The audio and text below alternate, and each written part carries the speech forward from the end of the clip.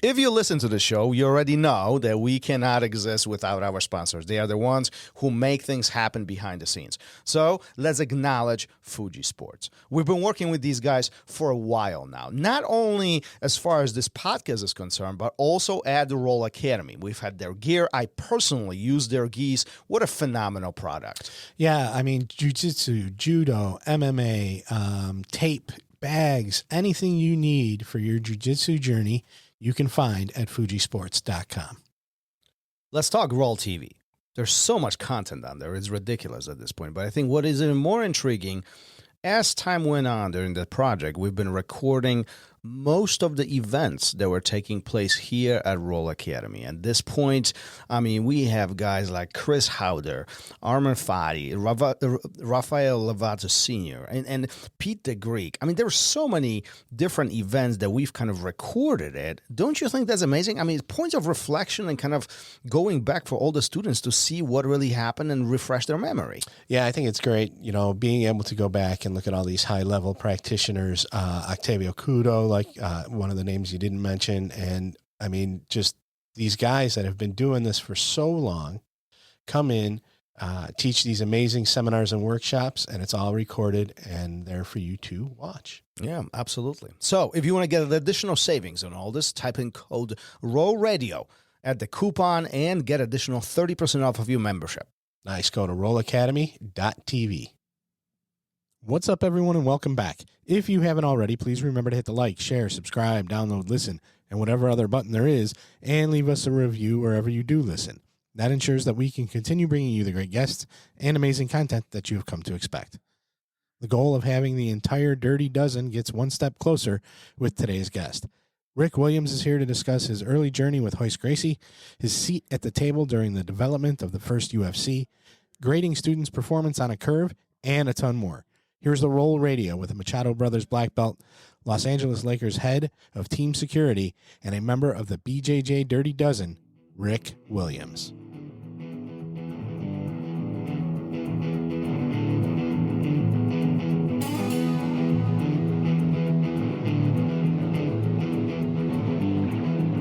Welcome to RŌL Radio.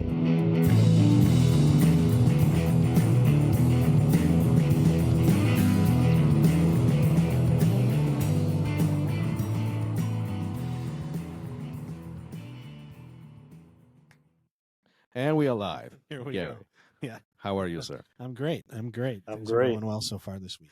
Another great conversation, another member of Dirty Dozen, and another historical figure, I would say, in jiu-jitsu martial arts.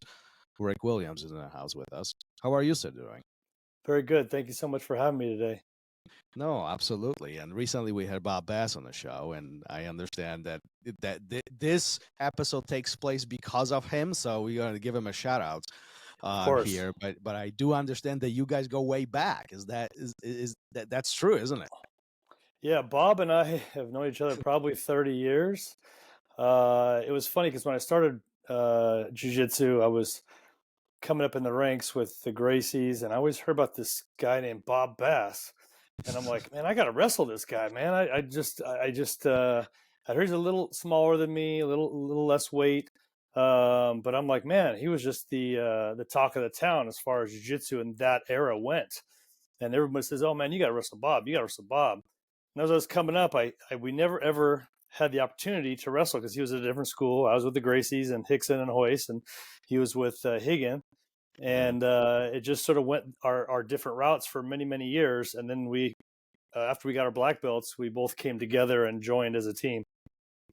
Yeah, but so it's the interesting part about behind all of this, that all of you guys started and kind of grew up, if you will, in this martial arts era, but some of you guys were separated by different academies, right? And that separation was quite visible at that time, right? It wasn't as the things didn't bleed as much as they do today, right? Very true. Yes, very true. Yeah, I started with Royce and Hickson way back in 1987, and Bob was a little bit before me. I think he started in 86 or 85. He was wrestling and we were grappling, and he was more well known than I was at the time, just because he had started earlier than me and he had gotten this name. Bob was a very, very tough opponent. And yeah, so we had two different schools, and they didn't like you to intertwine. Going from one school to the next, sort of similar or sort of what it is today, you can sort of float. Back then, it was you stuck with one academy and you had loyalty to that academy. When I was thirsty blue belt trying to get more knowledge, there was no internet, there was no YouTube, there was no ways to, you had to learn it from the guys. So it was, you had to figure out how you were going to learn it. And I sort of got myself in a little bit of trouble because I was training with Royce in the morning, and then I would go to Rigan and John in the evening, and then I'd come back to the Gracies in the morning, and they're like, "Well, where did you learn these moves? Like, we never taught you these moves." And I said, "Well," so me and Royce had a long talk after about 4 or 5 months of this going back and forth, and Royce kept seeing me improving at a rate that was faster than he would like, and he saw me doing moves that he had never taught me. And there was no internet. I couldn't go on to YouTube. There was internet, but there was no YouTube, and no one was downloading information yet. So I had to learn from Royce. So if I was doing stuff that he didn't teach me, he figured it out pretty quick. He wasn't a dumb man. So he's like, "Hey man, where are you going?" And I'm like, "Hey, I got to tell you, I'm just trying to learn, Royce. I'm going to Rigan and Jean and Carlos in the evening." He's like, "Man, you can't do that. It's us or them." You know what I mean? And I'm like, "Oh shit, I didn't know. I'm just trying to gain information. I was just a dumb 17-year-old kid, 18-year-old kid. I didn't know there was that kind of tension at the time. Now everything's cool, but at the time, that was the only two schools going. So you had to pick one or the other." What the interesting part behind this, and this conversation of this topic comes up fairly frequently when we talk to anybody from that generation, but you didn't know that this was against the rules, I guess. I don't know. Was there like a rule, or like how did you find out about this besides the cold shower of like, no, you can't do that. That's against the thing. Yeah, I think it was sort of written in the code. I mean, because Royce and I grew up together. I mean, literally, we spent every day together at the gym, eating lunch. I mean, every morning training, every evening training for many, many, many years. So I did feel like I was sort of going behind his back, but at that age, I was just so thirsty for information that I just was like, "Oh, I have to get better." And I felt myself sort of being at the top of the food chart there. So I needed to go elsewhere to expand my knowledge. And so I sort of, went behind his back and probably regret it to this day. But it did assist my jiu-jitsu in getting better quicker. Well, I mean, listen, we all have our own path, and we all discover jiu-jitsu differently, and we all learn differently. So some of these things just do happen naturally. But let's go back a little bit. How did it all start for you? What was the first day, the first interaction, the trigger that brought you onto the mats? A good question. I had a friend of mine who was training with Royce, and his father was very wealthy, and sort of he was a good buddy of mine. He said, "Hey man, I got this new martial arts. You've never heard of it. No one's ever seen it." At the time I was doing Kenpo karate. I'd maybe started for like 6, 8, 10 months. And he's like, "Hey man, forget this Kenpo stuff. Come over here and take this first class. It's free. It's with Royce, blah, blah, blah." And I went with Royce for about an hour, hour and a half. And I just literally fell in love. I was like, I went home, told my girlfriend at the time, now my wife. I'm like, my buddies were like asking me, "Hey, what are you doing?" And it was just something that I'd never seen before, and nobody had ever like really grasped that type of martial art before. And I was just hooked. From day one, Royce says, "Hey, come on back." He saw I had a little bit of athletic ability, not great, but athletic ability. He's like, "Hey man, come on back. Let's do this again tomorrow." And the next day and the next day, and I just couldn't stop. So it was pretty much a daily thing for me since the first time I rolled with Royce. Isn't it mind-blowing how one event can literally change the rest of our lives? I mean, think about it. Like if that conversation with your friend didn't take place, if the one day you didn't roll with Royce, would you be exposed? Well, we won't. I guess we will never know. but definitely would look different, right? 100%. And at the time, I was going through, my parents had split and was trying to find myself. I was, I didn't have any direction at the time. And Royce sort of was my, I guess, brother, at the time, because we spent so much time together. And I sort of latched onto that because my father was no longer around. And so Royce was my guidance when I was 18, 19 years old. I was drinking every day, just doing stupid shit at 18, 19 years old I shouldn't have been doing. And he sort of gave me the light at the end of the tunnel. What was the first day like with Royce, training with him? And I mean, the reason why I ask often that question is today, millions out there would pay thousands, if not, who knows what amount of money to train with Royce Gracie, to train with Rickson, to train with Machados, right? You had the first hands-on opportunity to be there, to really get their attention. And you take it to the next level. You say, he was my brother. We hung out all the time. He was part of my growing up. He was part of the fundamental development as a young man. You had access to him all the time. What was the first day like? You guys step on the mat and you train with him for that hour and a half. Well, it was funny because I was lifting a lot of weights and I was, about 200 and so pounds, and I was pretty jacked up. And Royce was 165, 170 pounds, a little taller than me, but had no muscle on him. And I'm like, oh, I'm going to smash this guy. And we went through a bunch of they have a sort of a sequence they do when they first new guys come in, and it's more about self-defense training and stuff. So he showed me a bunch of stuff for the self-defense training, if I can remember, in the first class. And then the last 5 minutes, he says, let's just roll. I'm like, okay, no problem. So we just started rolling. I didn't know anything really, but he just made me look like a dummy. Like I didn't know anything, but it was just, that's what sort of caught me off guard, is because how can this skinny little guy just ragdoll me like that? And I'm like, okay, I got to learn this stuff. Walk me through what's in your mind. Like you're there, you experience this RŌL, this 5-minute RŌL with him, and you clearly outweigh him. And this is not just a little bit. I mean, we're talking about 160 versus 200 plus. I mean, that's 50 pounds or whatever, right? That's a significant difference. Plus, it appears to me as you probably were much stronger from an attribute perspective, right? And yet you're saying he's playing with me like it's nothing. Yeah, I think at that level, honestly, guys, I think, jiu-jitsu was so new, and Royce was already at such a high level from training since a little boy in Brazil that he dummied people up like me all day long when he was in Brazil. And I was just another one of those dummy jocks coming in, trying to muscle my way around. And I was exhausted after 2 minutes, So it wasn't a nice feeling. Definitely got my ego hurt a lot. But you know what? I sucked it up, and I'm like, you know what? He told me to come back, so I must have something he likes. So I came back the next day, and we did it again and again. So it was not a fun role for my ego, put it that way.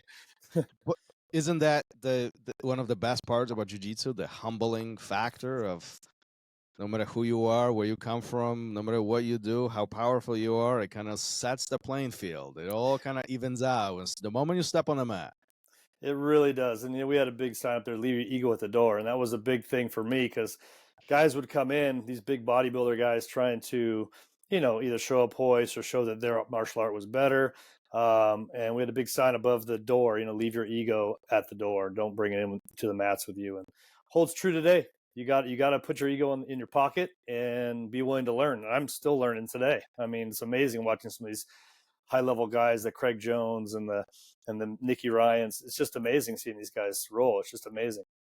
Yeah, no, it's fascinating, and actually this weekend we were watching some of the fights that were taking place with Gordon Ryan and so on, and Nicky Ryan and all that. And I mean, it is mind-blowing to me, separating the topic, but some of these guys are 21, 19 years old, and they I feel like I don't even want to be in the same room. And you know what I mean? Like this sport, this art, this activity, whatever you want to call it, has evolved so much in just few decades.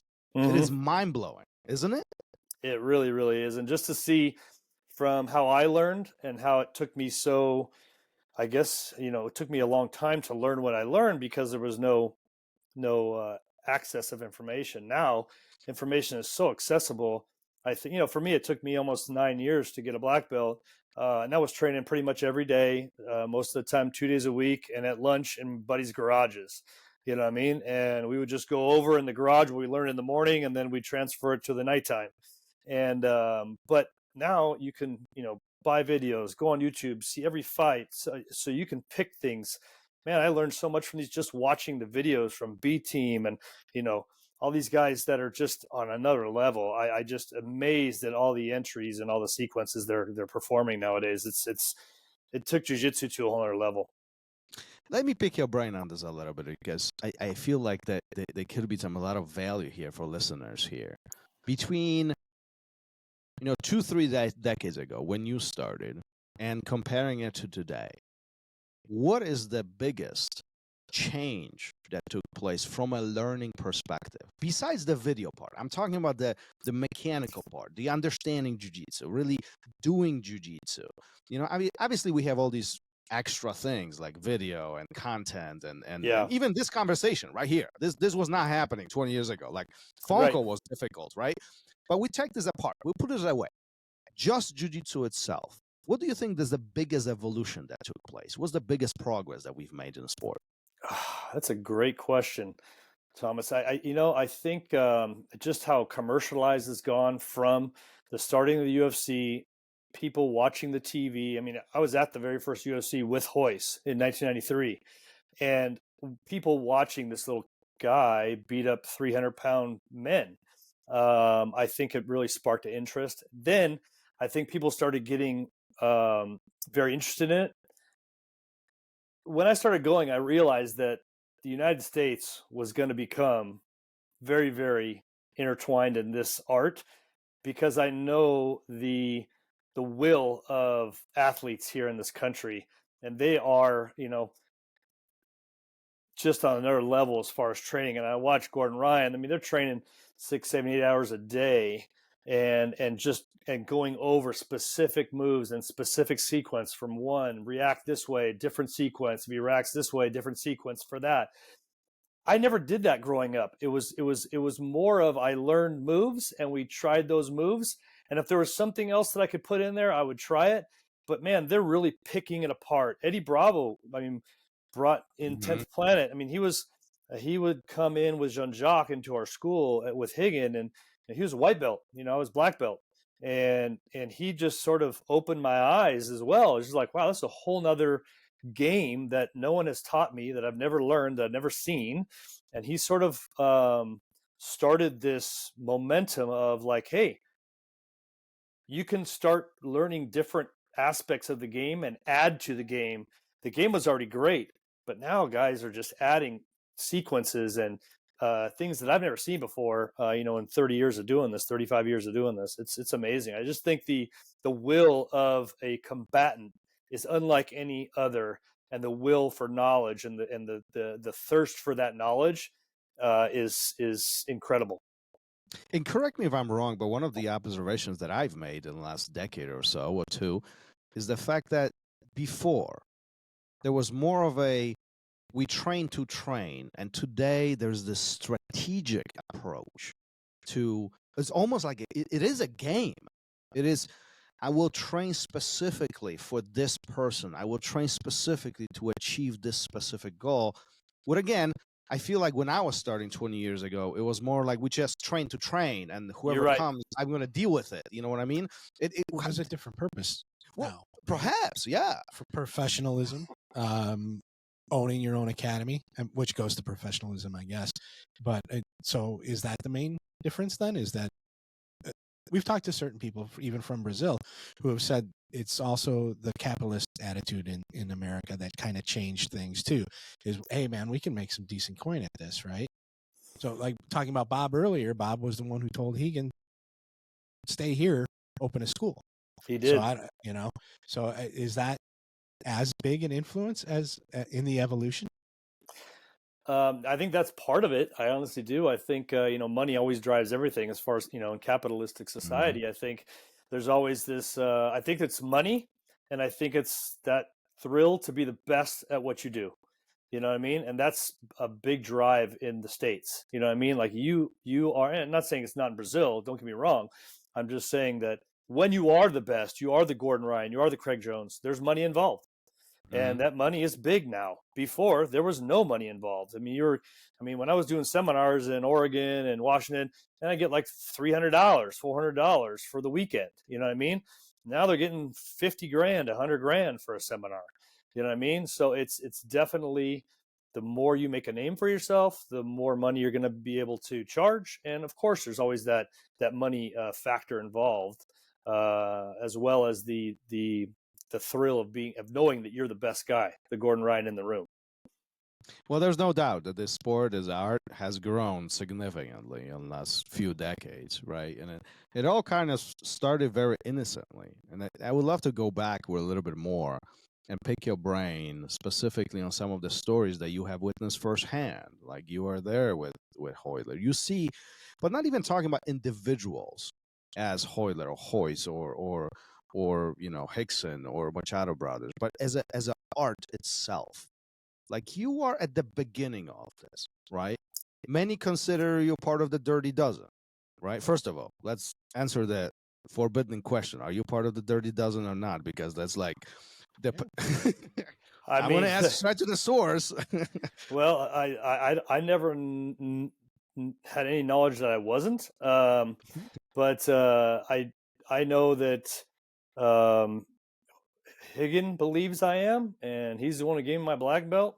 I got my black belt on the same day as Chris Howder and Dave Meyer, and they were part of the Dirty Dozen. Right.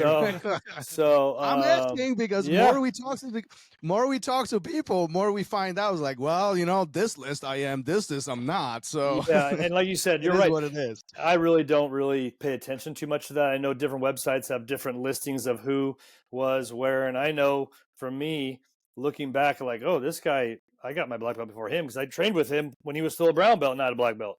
So, I mean, and then they put him above me. So I'm not saying who is or who's not.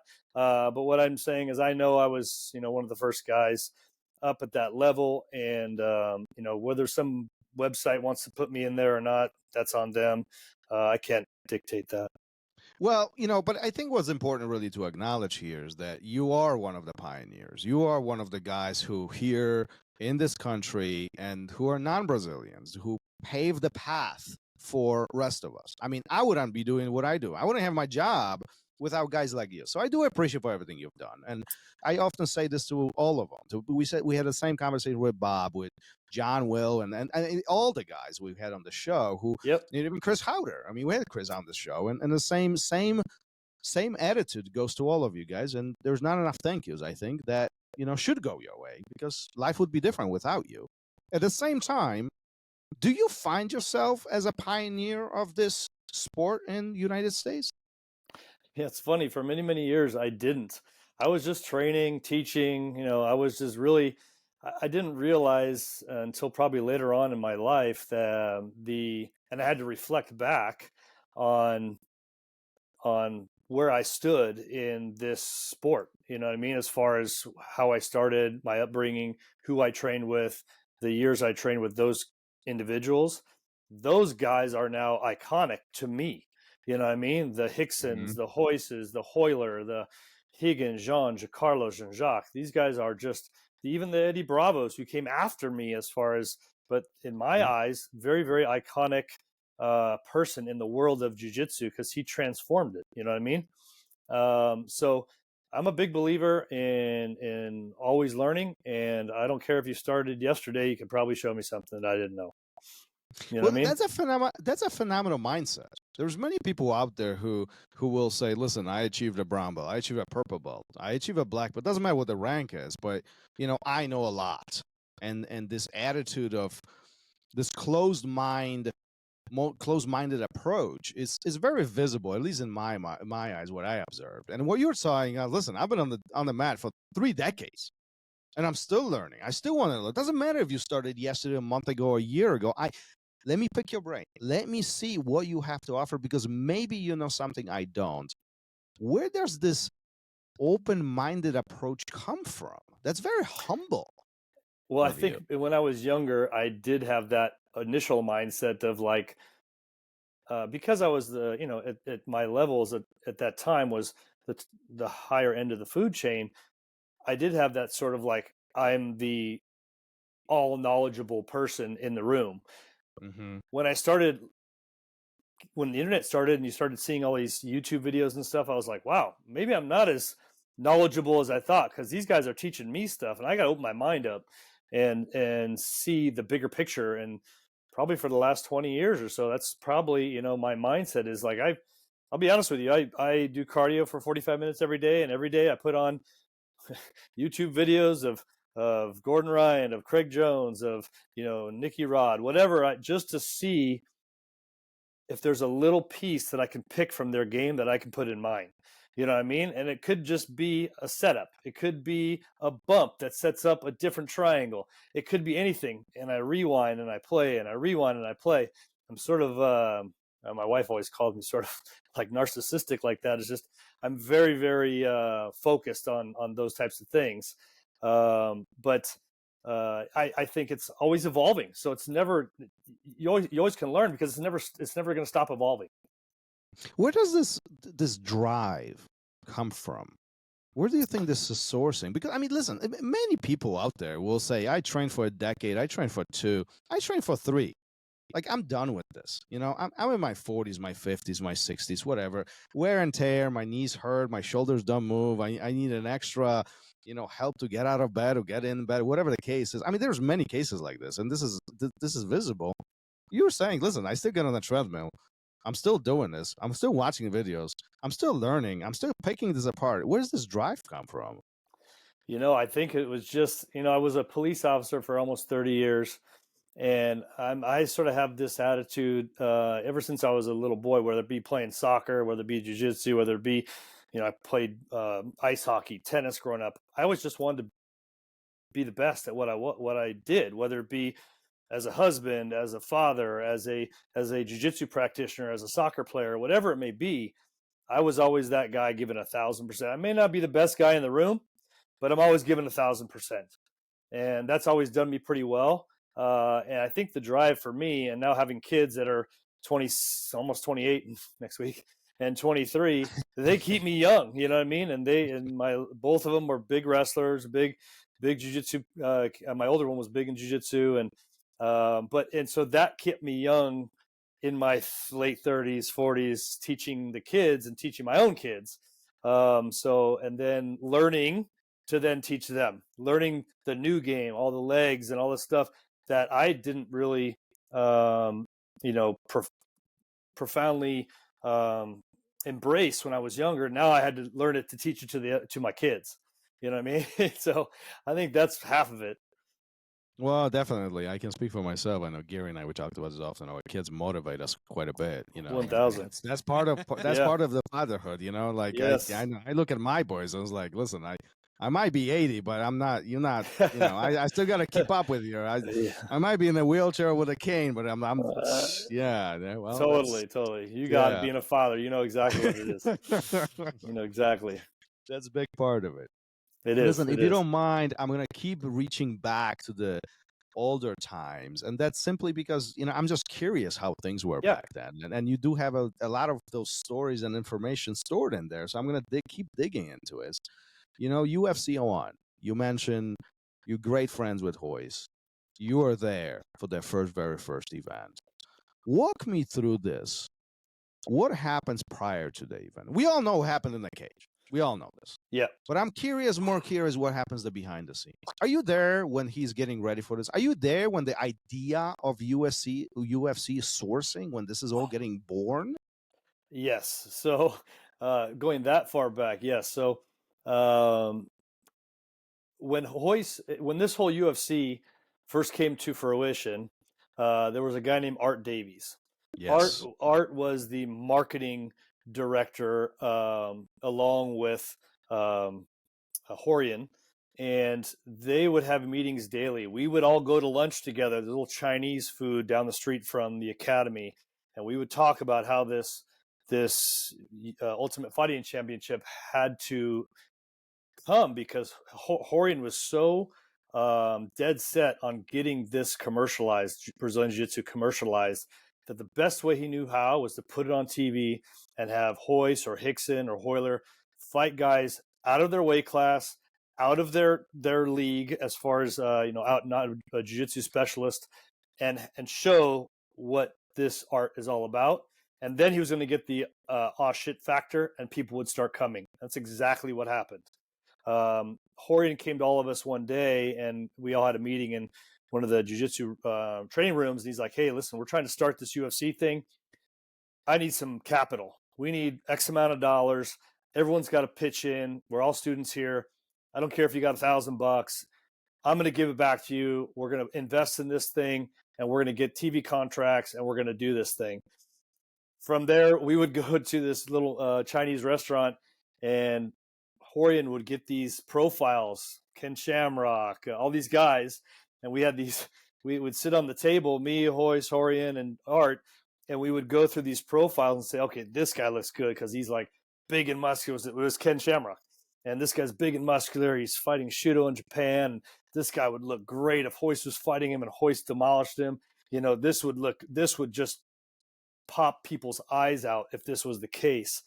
And so that was the reason why they took Ken, because he just looked such like a just a phenomenal athlete. You know what I mean? Just in great shape, 12-pack. But yeah, we would sit there in this little Mexican or Chinese restaurant, and we would go over all these things with him. In fact, the first trophy was not supposed to be a belt. It was a sculpture, a bronze sculpture. That was the winning. If you won the UFC, it was going to be a big bronze sculpture. And so I remember I was the jiu-jitsu half of the sculpture, and my partner was the Muay Thai half of the sculpture. And Rorion paid for this artist to come in, and we sat there for hours in a pose while this guy drew us so he could then go and make this bronze statue for the winner to win this trophy at the end of the first UFC. And so what happened to it? Yeah, I guess it just I don't know if it was too expensive to bronze it, but the idea got thrown out. Wait a minute. So you're saying your contribution went from hours to zero? Zero, guys, like absolutely zero. But I thought I was going to be like the face of the trophy, but yeah, it went to zero. And so they went with the belt instead, which probably was a better idea because that trophy was heavy as hell. So, yeah, what a phenomenal story. So this all comes to reality, like it literally is unfolding in front of your eyes. Yes. Do you realize the magnitude of impact that this will make in 10 or 20 years? Like at that point of time, you're sitting there and like, do you think that this is actually going to happen? Do you think like this is going to be one of the biggest fighting organization? Well, it is, I think. I don't know the stats, but I think it is the biggest fighting organization at this point, right? Yeah, I think at that time, we were so new. I was probably, 19, 20 years old at the time when this whole thing came to fruition. At that time, this was so new. You had no idea what was going to come out of it as far as, is this going to be as big as it is today? I don't think anyone thought it was going to be a $7 billion company. Mm-hmm. You know what I mean? Yeah. Endeavor buying this from Dana and the Fertittas. It's just amazing to see how large, and because man, this thing almost went to the shitter. You know what I mean? This was like until the Ultimate Fighter took off, the TV show. This was a bankrupt organization. Luckily Rorion got out. He made his money. I don't know exactly how much money he made, but he sold it for a profit in his pocket. And he was able to pay everybody back, from what I've heard, and pocket some money. But all of us thought it wasn't going to go anywhere because the politicians now at that time were like totally against it, against it. And the politicians were like, we're not going to sanction this. There's no rules. There's no governing board. There's nothing. So they were not having it. We thought it was dead in the water until Dana took it over. So this is coming to reality. It's getting closer. At which point do you know that Royce is the one? It's a good question. I think I don't know the inner workings of the family that closely, but I know Hickson's name had been thrown out, and Hickson and Horian had a little bit of falling out over the use of the name Gracie and the school, and of course, money or whatever. That's what I'm guessing. So Royce became the guy, and he was the face of the organization. And it was funny because I remember telling my buddies, "Hey, can we bet on this in Vegas? Because I'm putting all my money. I'm pulling out loans on credit cards to put money on Royce. Because I've been there with him. I know what's going on. I'm taking fucking loans on my house. I don't care. I'm putting money on the thing." It was just fun to see what I already knew what the outcome was going to be, just because I know training with him for 5+ years before it happened, and seeing him buzzsaw guys all day, it wasn't going to be that difficult for him. So you there the day of? Yes. Yeah. Front row? I think third row back or so. Yeah. Yep. Does it sink in the amount of people there watching this at that time? It was packed. It was ridiculous. Packed. Like Yeah, I actually recently came across a YouTube clip right from there, and there was Ken Shamrock was in a fight, and there's a moment where the camera just spans all across the audience, and then I'm thinking, like, Lord, I mean, I don't know what the count was, but it had to be 20,000 people. Just I don't know, maybe you I don't. Do you know how many people were there? Like, I have no idea, but like this is what 93, right? Like, right. I think it was LA Lakers packed that, but this is UFC. Like, what the hell? You know what I mean? Exactly. It was unbelievable. When I showed up at the arena in Denver, I was like, man, the lines are around the corner. Like, what's going on here? Like, this has got to be like, people just had no idea what it was going to be like, and they wanted to be there to see it in person because they had and the tickets were cheap. Tickets were like $15 or something. It was nothing. Right. So, and so it was a good Friday night out or whatever it was, Saturday night. And it just was packed, and it was crazy. It was about 8,000 people. 8,000? Yeah, and then 86,000 bought it. Wow. So, yeah, that's good stuff. First one, that's not too bad. Yeah, no. Not too bad. Yeah. No. Yeah. Well, listen, part of history now. Part of history. Yeah. One more thing that I wanted to ask you, part of this, all of this, your journey and all of this, I'm going to pivot this conversation away from UFC for a moment, but at some point, we all get the black belt. At some point, I shouldn't say all. A lot of us do. Some of us do. Not everybody achieves that. But I think at that time when you were training, that black belt was, there was a lot of hard work that was associated with it. And I feel like from the conversation with Chris and John Will and David Meyer and all the guys, Bob Baz, it feels like there was a lot of weight put on that black belt, especially coming from Gracie's or from Machado's. Since you guys were one of the originals, non-Brazilians, I feel like expectations were much higher at that time. Would you agree with that, or do you feel that this was a much easier journey at that point? I would completely agree with you. It's funny, when I was training with Royce, Craig Kukuk, who was the first American black belt, and I were friends, and we would train pretty much every day for many, many months until he moved to New York with Renzo. But he came back from Brazil after 6 months of training in Brazil and got his black belt back here in U.S. And I remember him telling me the story, like, Rick, you don't understand. I was blue belt at the time, I think. And he goes, you don't understand. This belt is heavy. Like, I'm the only American out in Brazil. I'm fighting every Brazilian in there, and I had to prove my worth to get this thing. And I was the enemy. Like, I was the enemy, he was telling me. And knowing that story as a young, kid growing up and training with now the first black belt ever, American black belt, gave me a lot of perspective, like of the gravity of that belt, and the more I went up in belts, the heavier the belt came. And you are 100% right, Thomas. As far as the weight of that belt comes with a lot of responsibility to the sport, to your coach, to Rigan, to Royce. I mean, although I transitioned from Royce to later on to go with Rigan and the brothers, I still owe a lot of my learning and my knowledge to Royce, as well as the brothers and Rigan and Carlos and John. So I mean, and I wanted to be able to respect them in a way that if they were honored to give me that black belt, that I know I put in that work. I think I was a blue belt for 5.5 years. I mean, I was literally a blue belt for a long time. Yeah. Let me ask you about the belts a little bit. Like, what was the perspective at that time when you're going through these ranks? Right. So obviously the belts have not changed since then much, but I do feel like the expectations of each belt has changed a little bit between then and now. Like, you get your blue belt and you stay in that blue belt for 5.5 years. Like, are you chasing that purple, or is like you don't ask for that? That's for forbidden conversation, or like how is this unfolding? You're right. It's forbidden conversation.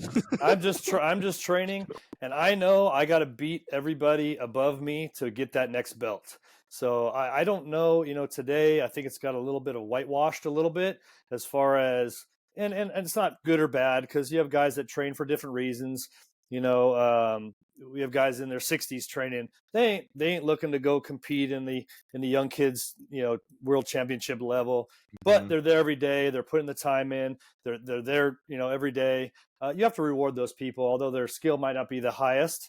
And I get that from a school perspective. But when we were growing up, I mean, it was eat or be eaten. And I remember my first time I went, I was there was no stripes. There was no stripes on belts. It was blue, purple, brown, black. And you don't get 1 stripe, 2 stripe, 3 stripe, 4 stripe on your belts until you reach black belt. That didn't exist when we were growing up. Now I see, you sort of go as a blue belt, and you get a 1 stripe blue, 2 stripe blue, 3 stripe blue. And then when you reach the 5th stripe, you get your purple belt. I see some schools do it that way. Do I think that's the right way to do it? I think it's merit-based. I think if you're a blue belt and you're beating up on purple belts consistently and you're giving the brown belts a hard time, you're probably in line for that next belt. You know what I mean? And that's how I sort of grew up. I think it was, our promotions were definitely merit-based. If I was purple belt and we didn't have, when we were younger, if you're a purple belt, no blue belts are beating you. There is no blue belt beating you. Nowadays, I see that. I see blue belts, young kids, Mika Galvao, all these Nicky Ryans, all these guys that are 16, 17 years old, they can't even get a black belt, and they're beating black belts. Yeah. You know what I mean? That never happened when we were growing up. Now it's sort of the norm. You know what I mean? So it's definitely changed. But to answer your question, yes, it was definitely a very heavy belt, and I took that with honor, and I embraced that, and I did that for the satisfaction of my coaches, knowing that they trusted me that much to honor me with that belt. Do you think that approach would work today? Meaning kind of sink or swim, Shark Tank, survive. If you cannot beat everybody, then you didn't earn it.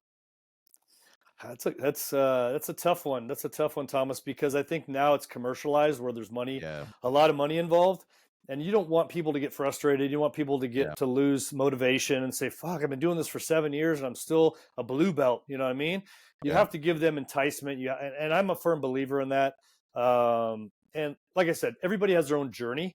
Some people want to fight and become the best in the world. Some people are just doing it because they're a businessman and want to get some stress out. You know what I mean? So do you penalize that guy that's just doing it every day, that's a businessman, or that because that guy doesn't want to go and fight in the world championships? I don't think so. You know what I mean? Well, it's a tough conversation. Like, it is. Gary and I, we talk about this often, right? And it depends which perspective you look from. And I think that's part of that. Sorry, Gary. Go ahead. That's fine. I remember talking to Drysdale one day about it, and he was like, well, maybe they get a different type of stripe on their belt or something like that. Yeah. And Edgar, a black belt here, was like, oh, great, I'm going to get the participation. No doubt. No doubt. But that's one of the harder conversations, or one of the harder topics that a lot of academy owners or black belts really, have to face. Like, how do you how do you rank these students? One is 60-year-old, and he has no desire to be a world. Matter of fact, he just wants to get in, get out, and be done with it. Right. And then you have this 20-year-old who has high desires to compete on the highest level. One, physical attributes are on his side, plus, the mental stimulation might be much faster and sharper than the other person. So, like, it's not so easy. It's not so easy for. I think you're right. I think it's to the individual gym owner, and you got to take that person that you see giving 1,000%, and maybe he is 65, and maybe he is just doing this for exercise and to get stress out. Mm-hmm. But I think you got to judge. Every professor's got to judge that person individually and what their goals are. I think, you know what I mean. But with respect to what you're saying, is now it does water the sport down, right, or the belt, right? Because you have guys that are now black belt that probably shouldn't be, right? So there you have that watered down, and the more commercialized you get, I'm sure just like karate is when it was way back when, and taekwondo, you have guys that probably aren't the belt they say they are, but they stuck with it for 30 years. You know what I mean? But at the same time, I said this before, and I'll continue saying, this is the price that we pay for the popularity of the sport. This is the price that we pay for it to grow, and putting this framework in place so everybody can train, everybody can try, right? I mean, we could have stuck with, the Shark Tank. Yes. And the population of jiu-jitsu would be probably 5% what it is now. Yes. Like, I know Gary wouldn't survive a minute in a Shark Tank. I'm just saying, okay? I didn't start till I was 46. Wow, Gary. Shark Tank would not have worked for me at all. Yeah. But we've talked to a lot of people, and I think you have to look at that individual. There's that cliche of being better than you were yesterday. Well, you have to reward that, don't you? Whether they're 60 or 40. And they also, I think you split up your teams too, right? You have your competition team, and you're going to hold that kid back from his purple belt more so than you would somebody who's a hobbyist, I would think. And everybody should have the knowledge that, that dude's going to, that competitor, that blue belt competitor, is probably going to be able to come to a regular all levels class and handle those purple belts afterwards. And you have to take that into consideration too, And I think you're right. What you said early on, leave your ego at the door. I'm very accepting of the fact that there's guys out here that don't have my belt that can handle me every day of the week. I don't care. I want to be better and have them have a harder time at it. But you got to be realistic too. And I think that needs to be expressed to your students. Rick, don't listen. Gary smashes everybody. I don't doubt it. But I think you're right, Gary. I think it comes down to overall knowledge. You could be 65 but have a lot of knowledge, but just don't have the physical skills to get on the mat with these 24-year-olds anymore. But you have the knowledge up here to teach the sport because you've been there 30 years. You've seen it. You've done it. You've So a lot of that comes down to the individual instructor and how much they see that individual student has the amount of knowledge they have. For sure. So the day comes, you get your black belt. Do you know what's coming? I did not. I did not know. We just had I can't remember the actual what we did before. It was a day of training. It was a night of training, and we were training for some competition. And Rigan we'd get up at 5:30 in the morning. We'd go run on the beach for an hour, come to the studio, train in the morning, go eat lunch together, and then train in the evening. And I think it was How old are you then? Maybe 24, 25, somewhere in that area. What? I got my. What a life! Yeah. I mean, I gotta tell you. I mean, you're a lucky cat. You're living the dream. You're getting up at 5 a.m., running with Machado Brothers. He's still working a day job. He wasn't. It wasn't the training, all day training. He wasn't getting paid for it. Just saying, like you're Correct. hanging out with Machado Brothers. You're going to the beach. You're making a run. You're going to the academy. Little here, little there, training. I mean, that's good life, isn't it? It was. I mean, I had at that time, I think I was a police officer at the time. So I was sacrificing sleep to train my passion. The police wasn't really my passion. The jiu-jitsu was my passion, and I would sacrifice whatever I needed to do to get there. So that was my sleep. So I'd get off our work and go straight to the academy. after working for 12 and a half hours and with no sleep, to go train. You know what I mean? So that's just the way my mindset was at the time when I was a young kid. And yeah, so I think to go back to that night, it was me, Fernando Vasconcelos, who was a world champion, jiu-jitsu in the worlds in 97, I think he won.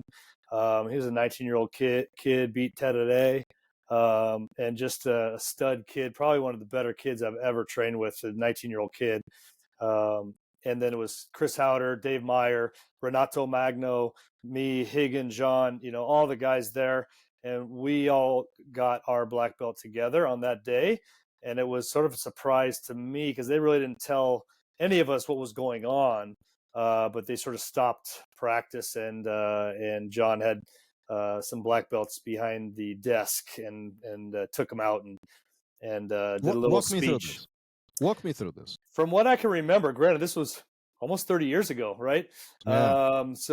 I remember he had some belts he stuck in his behind his back into his belt on his gi, and he started giving speeches. And he was calling up everybody one by one. I didn't think my name was going to get called, but he got to me. I think he did me first, I think.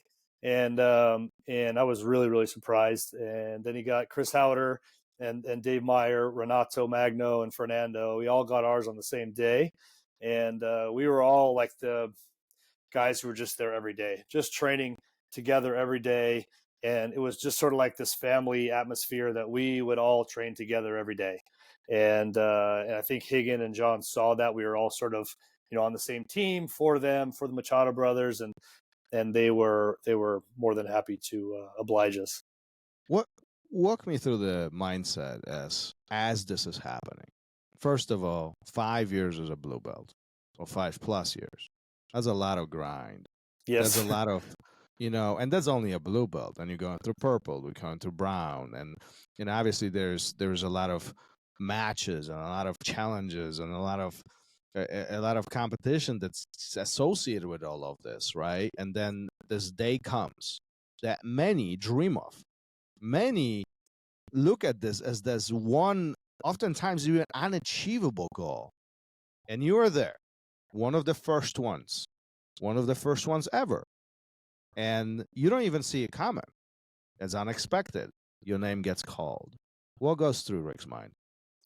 Man, it was a plethora of emotions because I knew, I believed in my heart I was at that level. I was training very well with the guys that were belts above me, and with a lot of the Brazilian guys that would come over from Brazil and stay at the school. And I was training with these guys who were higher belt than me, and I was doing very well. And I figured, okay, I'm on that sort of level, but I didn't think I was ready for it, to be honest with you. I think I'd only been a brown belt for maybe a year, and I didn't think it was my time.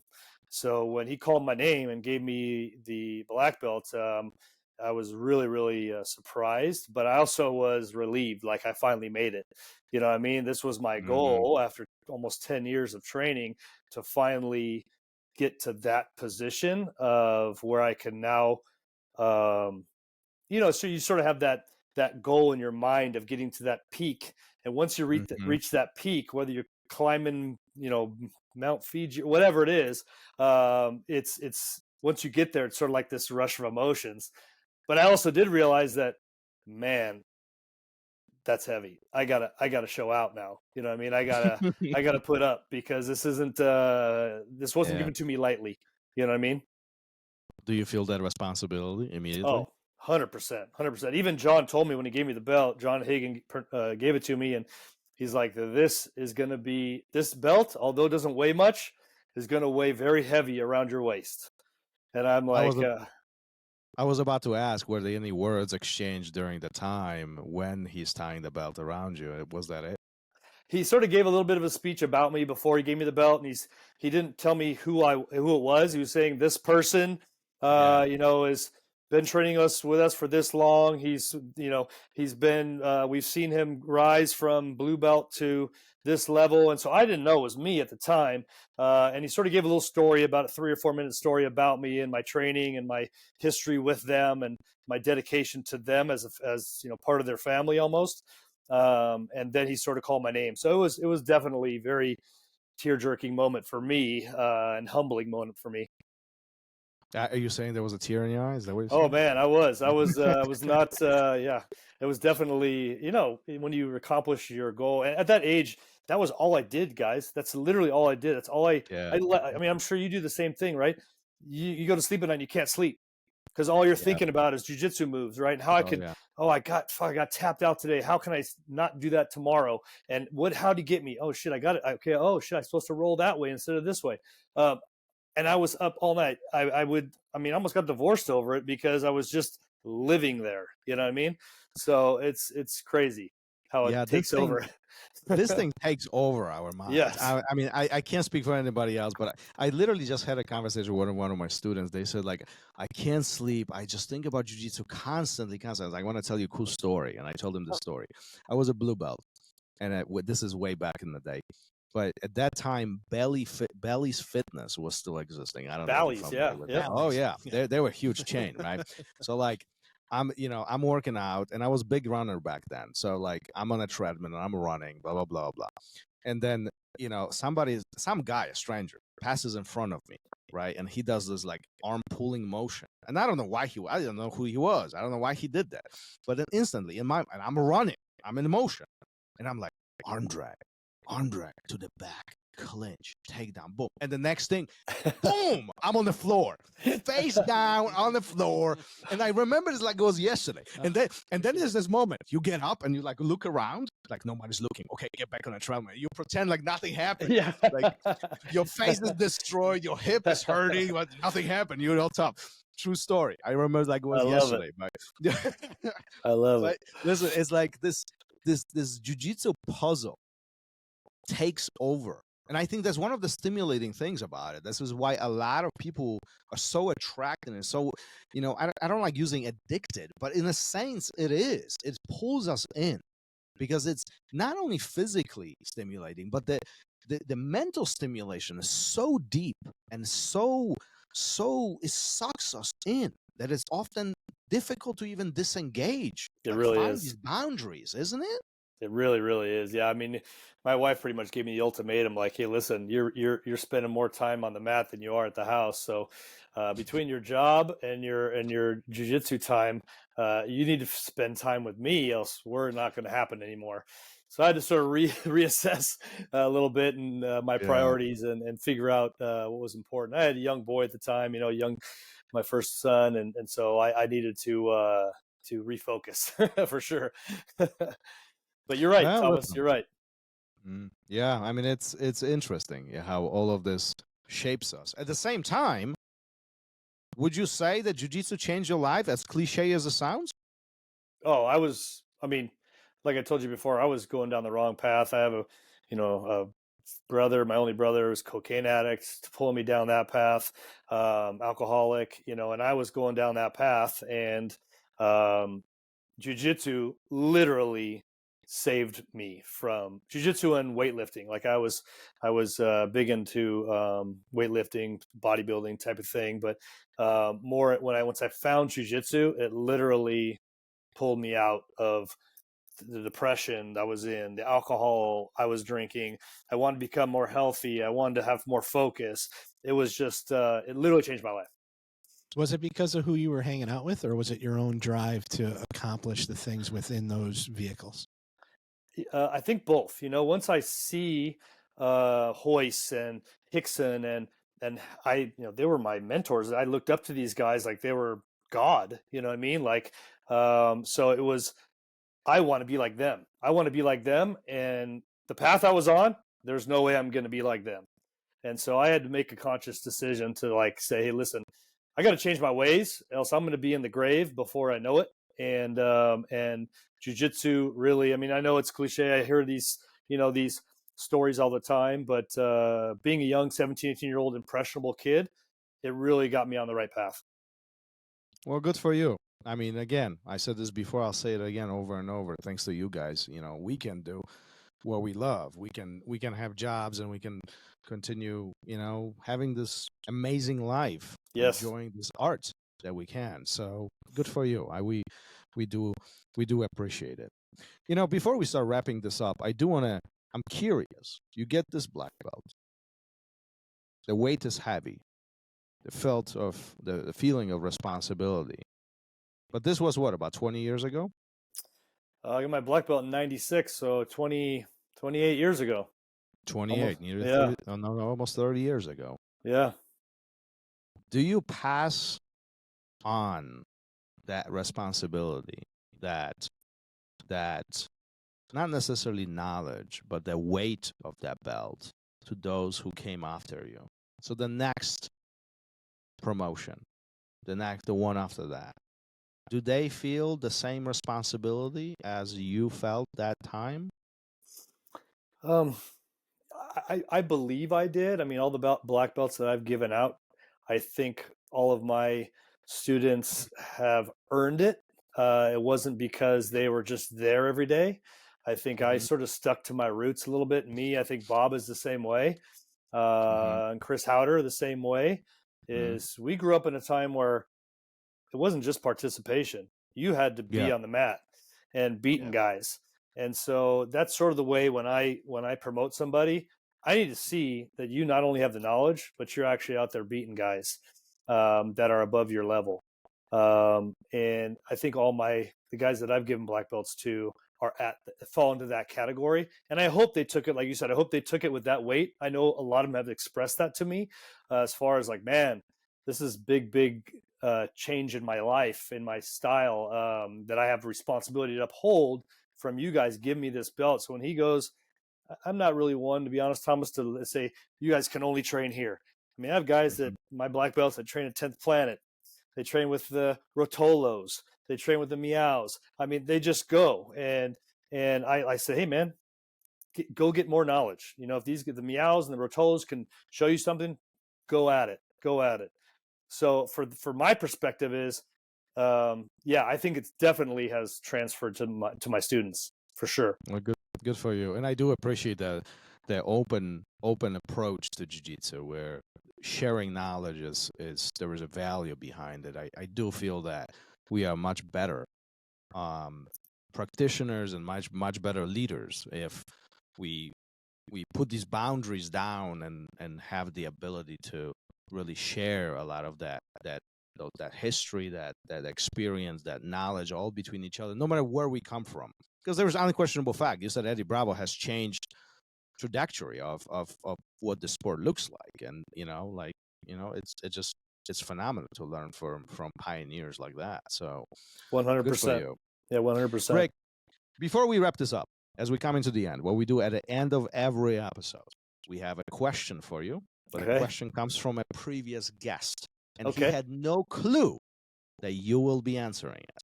Fair enough. Okay, so he asked the question completely in blind. Always interesting pivot to the episode. Gary's going to take a lead on this. Yeah, so this is from Steve Bongiorno, and his question is, when you have a student who is plateauing and looking to quit, how do you handle it? Wow, that's a great question. That happens to all of us. I'm sure you as black belts too, you sort of hit this level where you're like, man, I just don't feel like I'm getting any better. I'm getting worse. Like the guys I used to tear apart are now taking me longer to beat. You know what I mean? Like, what's going on? I'm going backwards. That happens very, very commonly in jiu-jitsu.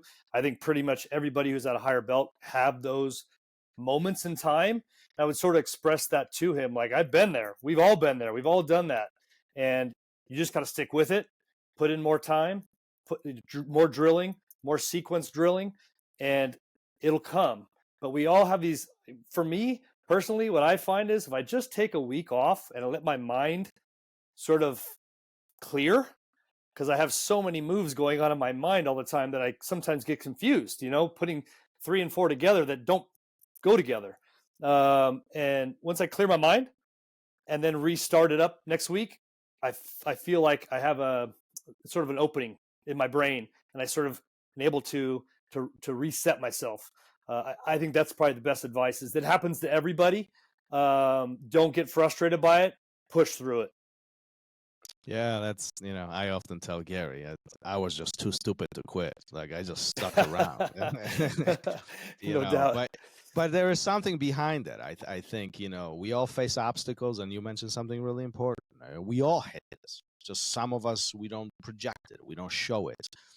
But all of us have this internal battle of whether I should go train, whether I'm overwhelmed. Maybe I'm not progressing. This guy's better. He started after me and he's stepping me out. All these things are actively going inside our mind and really battling that. It's, a big part of all this, and continue growing, in my mind at least. Continue growing is the key behind 100%. As you see this jiu-jitsu grow, this sport, this art, continue growing over the last 30 years, where do you see the jiu-jitsu going to be in 30 years from now? Well, I hope it becomes an Olympic sport. I really do. I hope that it becomes so big that, look at every country's doing it already. It doesn't matter where you're at. You're in Denmark, you're in Japan, it doesn't matter. You got schools that are huge. You got guys that are training. It should be, at some point become either gi or no gi or both Olympic sport. And I think that will give it the stage that it deserves. Because these guys, literally, as you can attest, are the best athletes in the world, bar none. Oh, most definitely. Yes. This is not only becoming a professional sport, but also not only from the financial perspective, but also from the preparation and strategic perspective. You watch some of these professional events, and it's mind-blowing how this is all unfolding right in front of our eyes. And I don't know, I said this a couple of episodes ago, I don't know if jiu-jitsu is one of the faster growing sports, but it definitely seems like it as I'm sitting back and watching it. Well, it's funny. I work for the Los Angeles Lakers, and I'm around NBA guys all day long, and they are always wanting to. Every time we're on the bus traveling or on the team plane, everybody's got the UFC on. All the players, LeBron, AD, Kobe, all had their phones going, watching the UFC, and it never was like that before. It was never like that before. They wouldn't even know who was fighting half the time. Now it is so global that I think that it's just, I end up teaching a lot of these guys in the summer. They hit me up, and I end up training a lot of the NBA guys on the side because they just want to get off the basketball court and learn something different that's going to expand their knowledge in a different form. You know what I mean? Yeah. I actually meant to ask you about this a little bit earlier, and I kind of slipped my mind, but since we brought it up, do you see a lot of similarities between NBA players as athletes and then jiu-jitsu players as athletes? Yeah, of course. So luckily I've had the opportunity to work with some of the, biggest names in the world. And so their mindset is very similar to a Gordon Ryan, a Craig Jones that I see. I don't know Gordon, I don't know Craig personally, but I see how they prepare and how they train by watching, all their videos and stuff like that. Now being with Kobe for as long as I was and seeing his mindset, he's one of one, you know what I mean? But it's one of those things where that's the mindset of him wanting to be better than anybody else. Don't matter who you are. When whistle blows and the game starts, we're all enemies, except for the guys on my team, and I do not like you. And when the whistle's over, I'll shake your hand, and that's great. But he had that mindset of just he wants to kill everybody every day. And I see that mindset in jiu-jitsu and MMA, these, the Nurmagomedovs, all these guys, the McGregors, they just want to be the best. And that transcends into basketball as well. I think the athletes are in basketball is the same way. And the mindset of the training aspect is, I see LeBron every day during the season, and he is the first one up. He's the first one in the gym. He just has that mindset of, I'm going to be the best. I already am the best. And nobody's going to take my spot because I'm not going to let it happen. Do you think that mindset is more important than a skill? I think, just overall genetic and skill goes hand in hand. I don't think, Kobe always used to say that, anybody can be as good as him. I don't think so. Because I think that although he had the mindset, he also had the physical skill to get it done every day. And he just was on a different page. I remember one time we were in Las Vegas for we're heading to China for the Olympics, and it was like 4:00 in the morning, and we were in the gym lifting weights, him and I, because he couldn't sleep. And at 4:05, here comes, all the rest of the team, Dwayne Wade and LeBron coming back from partying all night, right? And here we are in the gym working out, and they look at him and like, oh fuck, like this guy's a different beast. Like we're in Vegas, right? We should be partying it up, but it's not him. He was in the gym at 4 a.m. There are levels. There are levels. There are levels. What a phenomenal stories. What a phenomenal experiences that you have, and I do appreciate, we appreciate you spending last hour, a little more over an hour with us, and really sharing your story, your journey, your jiu-jitsu mindset, and even reaching into the other side of your work and your today's life, if you will. So, but more importantly, I do want to say again, I do appreciate it for everything that you've done. I think guys like you really set much easier for us. My life is easier. You guys did the hard work, so I do appreciate it. Gary, thank you so much. I appreciate that. I just want to say thanks for your time. We have a goal here to get as many Dirty Dozen members as we can. We're halfway there with you, and more often than not, these conversations are really great ones because you guys all have kind of the same outlook and mentality. So I want to say thanks for continue pushing this forward. I've been at it for 4 decades now, and you're still making sure that things are growing and headed in the right direction. So thank you. Well, thank you guys. I really appreciate your time today. All right, Rick, let's wrap this up. Gary, yeah, I'll see you later. Thank you for listening to RŌL Radio. If you enjoyed the show, don't forget to leave us a review and help us make the show even more amazing. For future episodes, check out our website and follow us on all major podcast platforms. Take care.